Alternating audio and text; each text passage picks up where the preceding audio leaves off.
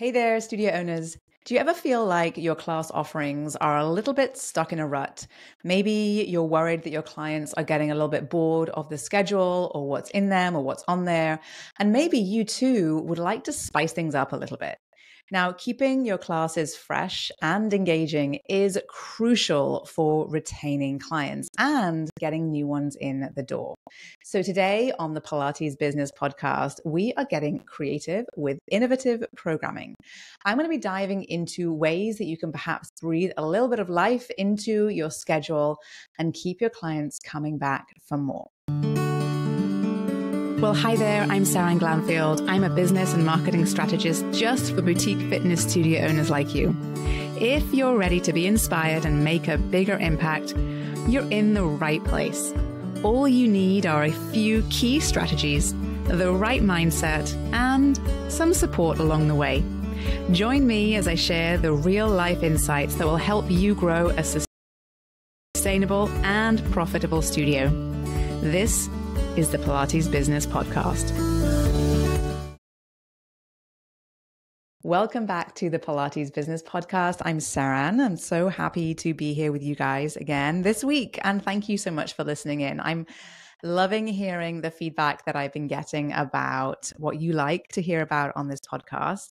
And I actually just spent the last week or so putting together some ideas for all the things that I want to be talking to you guys about over the next few months. And I cannot tell you how excited I am for the guests that I have coming up and some of the topics I'm going to be diving into over the next few weeks and months. So stay tuned because there's a lot coming your way. And overall, number one, the feedback I get is that you find this podcast to be helpful, which is amazing, but also that you learn a little bit every time you listen in, and perhaps helps you to feel like you're not alone on this journey of business in the boutique fitness world. And I want you to know that you are absolutely not alone. And I love supporting the studio owners that I work with in my programs and seeing what is possible for them when they have access to collaborations and insights and resources and tools, and seeing them thrive and grow in their businesses is just one of the most incredible things to see. And so you are on this journey too. And even though you may not yet be inside of one of my programs, it is something that is possible for you to be a part of as well. And the opportunity and the success that comes with it is also possible for you. So today I wanted to talk a little bit about how we can stay competitive in the market that we are in. You've heard me talk about this already a lot. It is the one of, I think, the most competitive we've ever seen this industry be, and the amount of investment that is coming into this industry is substantial and more than we've ever seen before. And we're seeing investment in this industry coming from all different ways, and supporting all different types of businesses. And so this is, we're not just seeing certain pockets of the industry grow and expand. We're seeing it across all facets of the industry. And some people might feel concern about this and others might feel excited by this. And whichever side of the coin you're on, what will pay you back in bucket loads is if you stay open to evolving and making and progression and adapting. What we know about when we see markets expand in the way that this industry is expanding and has expanded and is going to continue to expand is that in order to stay competitive, you have to evolve and adapt. So doing things the way they've always been done may not be helpful to you if you plan on growing and scaling your business. So we want to make sure that you're being thoughtful and smart and sensible about the way that you're growing your business, because there's a lot of different ways to do that, right? There is no one way. There is no one cookie cutter type solution, no one path or plan for your business or a business that it will work for everybody. So I want to share with you some things that you can do today, specifically on this podcast today, actually, that will help you to stay relevant and competitive in the industry that we are in, but also make it fun and exciting for you as well. Because business can be fun. In fact, one of the most, I think, shocking outcomes of joining one of my programs that studio owners find is that they tell me, actually, no, I really enjoy running my business. It fuels me and fulfills me, and I find it exciting and fun. And I never thought that was possible. And so it's sort of like one of those side effects that that happens, and it's really a fantastic thing to see. So we want to make sure that your business, whatever size and whatever stage of business you are at, is relevant and profitable and continues to be that way, not just in 2024, but in 2025 and 26 and 27, and for as long as you want your business to be that way. And the way that you work with your clients, the classes that you offer, the way that you deliver what you do is often the first impression that you make on new clients when they walk in through the door.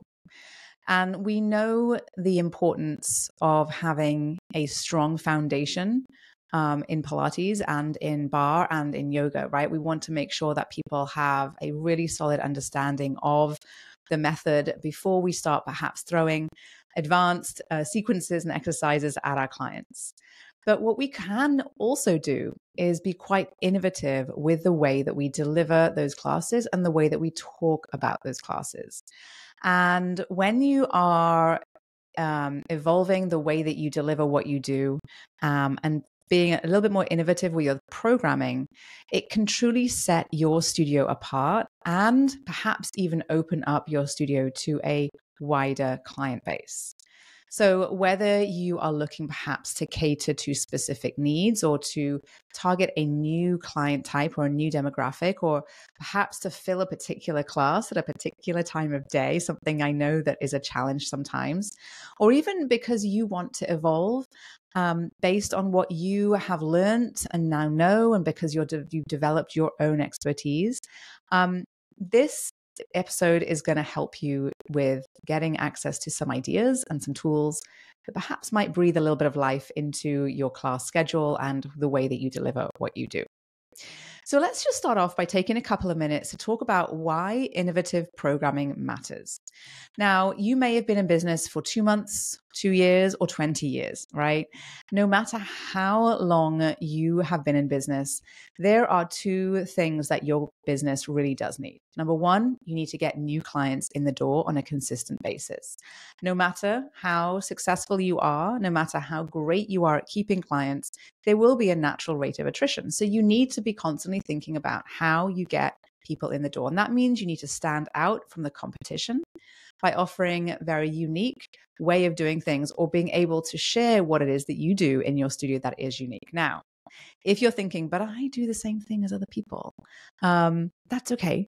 The reality is that, yes, the thing you do, whether that is Pilates or bar or yoga, is also done by other people in other studios. Yes, absolutely. But the way that they do it and the atmosphere and the energy and the brand that you have is going to be very unique to you.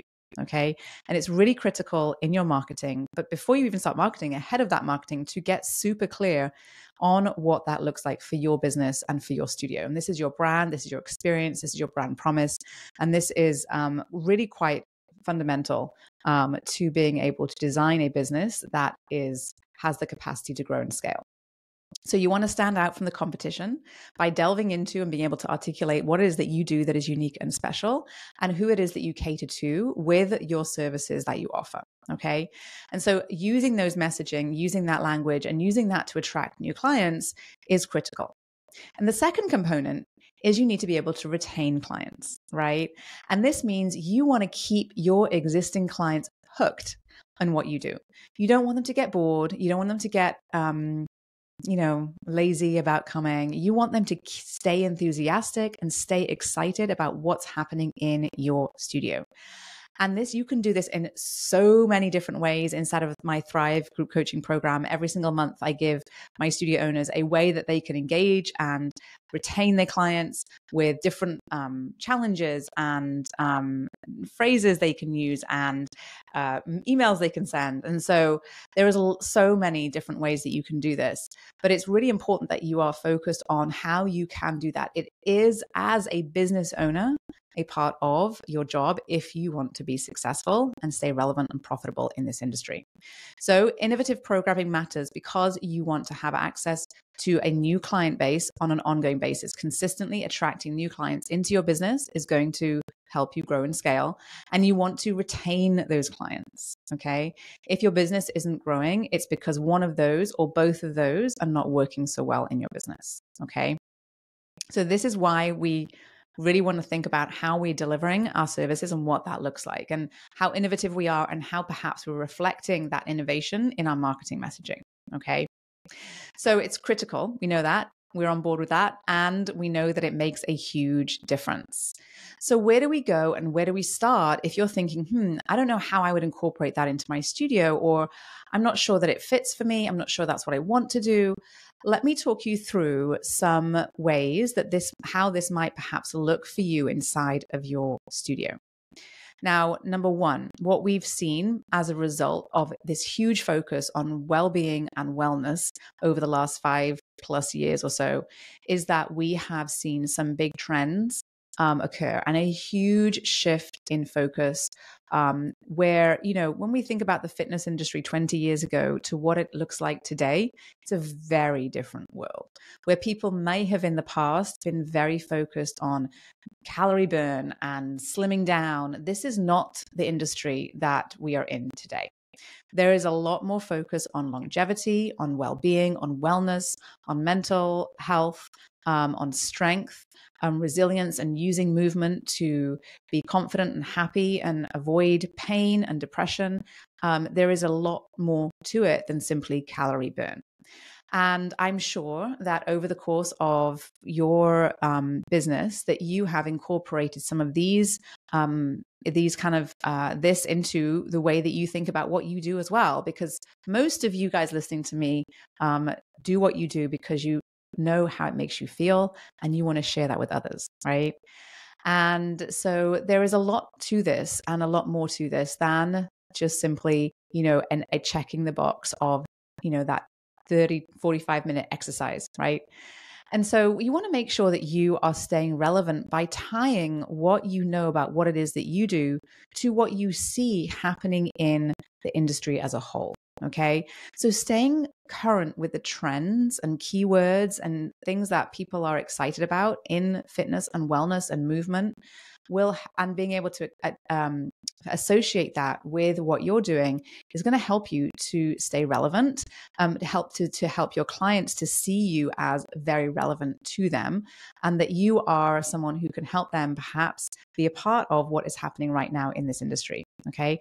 So for many of you, I'm going to kind of give you a couple of examples. For example, many of you who are in the Pilates world will know that it is a wonderful way to extend your ability to move longer as you age. It works balance and coordination and flexibility and strength. You will all know this is to be true. And this is something that is tied to living a healthier life for longer, right? Living a more active life for longer. This is something that is is really trending right now in the wellness world as we think about longevity. It's something that has been highlighted by a lot of the kind of people that are talking about this, and a lot of your clients will be following and listening to some of these people. So it really pays to stay on top of and the trends that you're seeing and stay relevant. Now, even if you don't offer some of the things that are very trending right now, for example, maybe you don't have the ability to offer cold plunges or saunas or red light therapy in your studio, that's okay. You don't need to offer it to be talking about it and acknowledging that it is perhaps something that you like or dislike and why. So you want to make sure that you are showing your clients that you are staying current with what you're seeing in the industry and therefore relevant. Okay. So one way you can develop more innovative programming is if you have the ability to incorporate some of those things that you are seeing happening out there into your studio. That is a wonderful way to do that. You're already doing it in some cases, in which case it might be about the way that you're talking about what you do and messaging slightly differently. Or it might actually mean adding different classes that are reflective of the trends that you are seeing. Okay. Now, the second way that you can add perhaps more innovative programming into your studio is by leaning into your expertise. I know that many of you go and continue to educate yourself in many different modalities beyond your basic training program. And this is really powerful. If you are not using it in your business to grow your business, you should be. You have a wealth of expertise. I know that you spend a lot of time and energy and money on your expertise, and that's amazing. So I want you to use it in your business. And that might look like offering specialized classes that perhaps cater to different levels or have different specific outcomes or are focused on specific interests or issues, right? And you can use your expertise as a way to perhaps create those specialized classes that might cater to those different needs or different wants. And when you do that, not only are you perhaps elevating the credibility of your studio, but because you're acknowledging this level of expertise that you have, but you might also find that people all of a sudden who perhaps been slipping away out of your business might come back into the fold because you are now giving them something that they really want. Okay. So use your expertise and lean into that. And this is another area that, of course, when you do that, will distinguish you from the competition because it's unlikely that anyone else is going to be able to do that in the same way that you are. Okay. Now, the third way that you can stay innovative with your programming, and this is great if you feel like you don't have an additional qualification, or you're feeling like you're a little bit perhaps not quite where you want to be to deliver a class just yet. And that is to collaborate with other experts. And that can be anything from bringing in a women's health expert. It can be bringing in another instructor from a different modality, or other wellness professionals into your business and create an event out of it. This could look like workshops, either a one-off workshop or a series of sessions as well. You can make this whatever you want to make it, but when you bring other people into your business and you're able to collaborate with them, not only does it help to elevate and create interest in your business amongst your own client base, but it might also give you the opportunity to be seen within a new audience. So whether that wellness professional is also cross-marketing this event as well amongst their clientele, which is only a good thing for you. Okay. So there's a lot of different ways that you can be innovative with your programming. There is a lot of options for you and a lot of different ways that you can get super creative and make incorporating some new ideas into your classes really fun for you and for your clients. All right. So if you're thinking about this now, and I've perhaps given you a few ideas and you're a little bit inspired, then the next question you're going to have is, okay, Seran, this sounds great, but how do I do this? Where do I start? Okay. So let me just give you a couple of tips for implementing some new programs or new classes or new ways of doing things successfully. Okay. Number one, I really recommend that you do a little bit of a focus group or trial of a class. First of all, you just start small. Okay. And this might look like having, instead of putting a new class on the schedule every single day of the week, you might start off with doing a one-off pop-up class to perhaps gauge the interest, to get some feedback.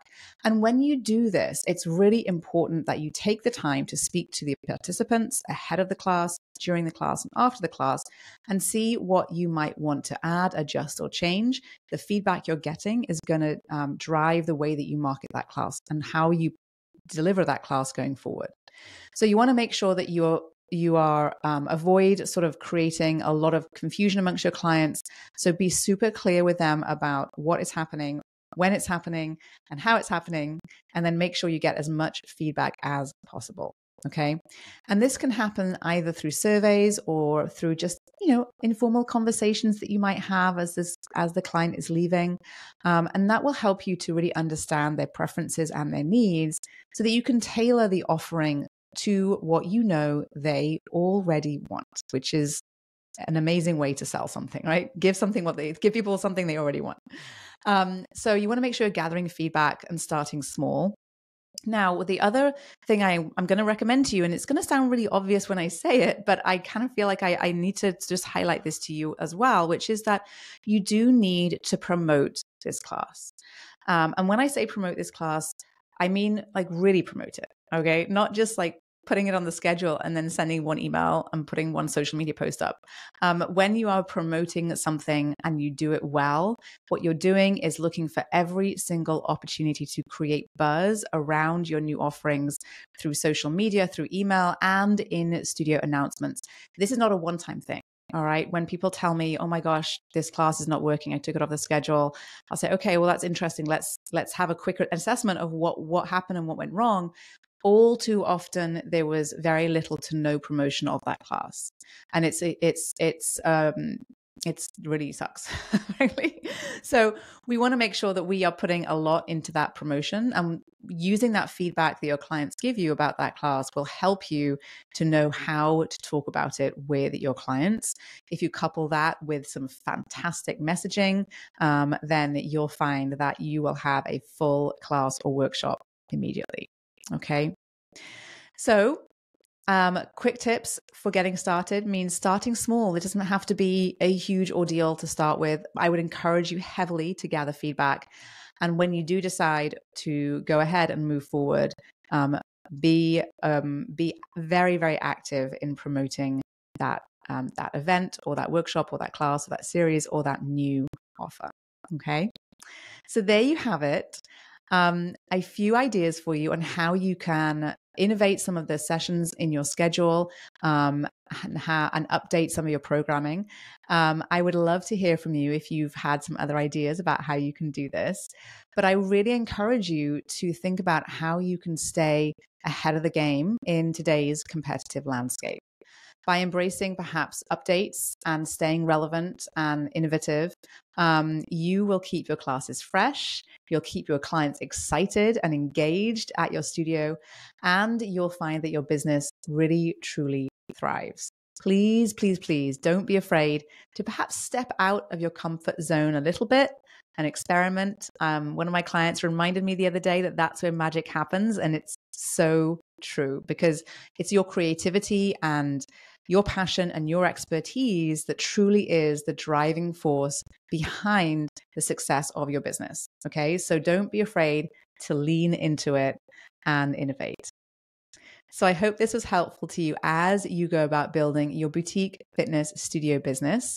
If you enjoyed what you heard today and found it helpful, please go to wherever you're listening to this podcast and rate, follow, and review it so that I can help other folks just like you to feel encouraged and supported on their journey in our industry.